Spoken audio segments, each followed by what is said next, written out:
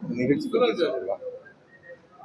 நாடக கலைஞராக தொடங்கி அண்ணல் காந்தியாரின் அறிவுரையை ஏற்று தன்னையே முழுமையாக அர்ப்பணித்துக் கொண்டு இந்திய நாட்டின் விடுதலைக்காக தொடர்ந்து மேடைகளில் பாடியும் பேசியும் வந்த தியாகி விஸ்வநாத் தாஸ் அவர்களினுடைய 140வது பிறந்த நாளை தமிழ்நாடு சபர தொழிலாளர் சங்கம் மிகச் சிறப்பாக இன்றைக்கு நடத்தி கொண்டிருக்கிறது.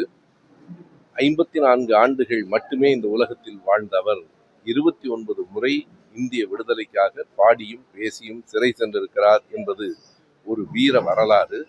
ஒடுக்கப்பட்ட ஒரு சமூகத்திலே பிறந்த அவர் தன்னுடைய வாழ்க்கையை தள்ளுவது எப்படி என்கிற கவலையிலிருந்து முழுமையாக விடுபட்டு இந்த நாட்டின் விடுதலையை பெறுவது எப்படி என்று சிந்தித்திருக்கிறார். அதற்காக போராடி இருக்கிறார் என்பது மிகப்பெரிய தியாகத்தின் வரலாறு. அவரை போற்றுவதில் அந்த சங்கத்தோடு சேர்ந்து நான் சார்ந்திருக்கிற திராவிட இயக்க தமிழர் பேரவையும் மகிழ்ச்சி அடைகிறோம், பெருமை கொள்கிறோம்.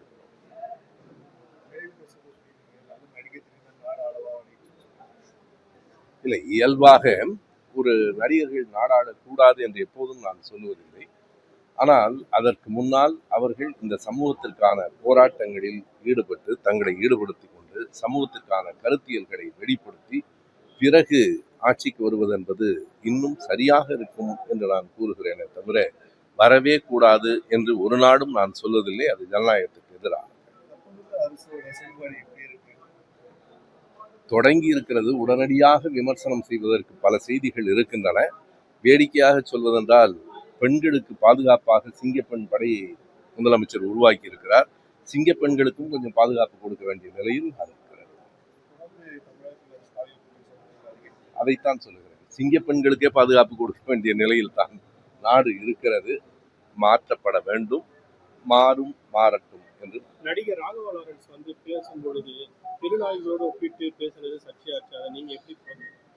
அதை அவர் திட்டமிட்டு மக்களை திருநாய்கள் என்று சொன்னதாக நான் கருதவில்லை. ஒரு புரிதல் இல்லாமல் பேசியிருக்கிறார். ஆனாலும் பொதுவெளியில் பேசும்போது எவ்வளவு கவனமாக இருக்க வேண்டும் என்பதை அவரும் மற்றவர்களும் உணர்ந்து கொள்வதற்கு அது ஒரு செய்தி. அவர் ஒரு வருத்தம் தெரிவிப்பது அவருக்கான பெருந்தன்மையாக அது அமையும்.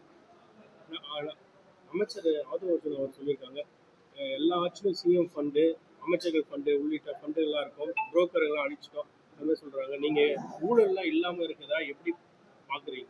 ஆதவர்ஜுனா ஃபண்ட் என்று ஒன்று வராமல் இருந்தால் நல்லது. அதுதான் கவலையாக இருக்கு.